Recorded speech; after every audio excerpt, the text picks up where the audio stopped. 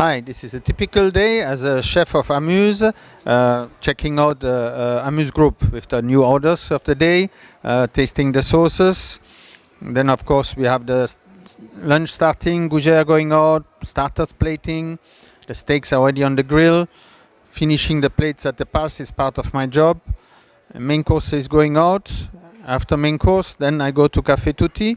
It's our new Italian restaurant. From there I will usually go to the kitchen first, check what happened from the service time, meeting with Chef Yatno, talking about what's gonna be new on the menu. Tasting of course the menu also, the new items is part of my job.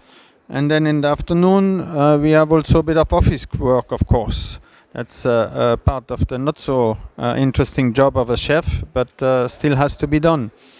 In dinner time, we're going back to AMUZ. Over there we'll plate the amuse-bouche, and then we, of course, service starts with Chef Agung at the pass also, slicing some truffles for the event, white asparagus, and then reading out the orders. And from there, then we go a bit to the dining also, slicing some truffles before plating the main course. This is my typical day at AMUZ.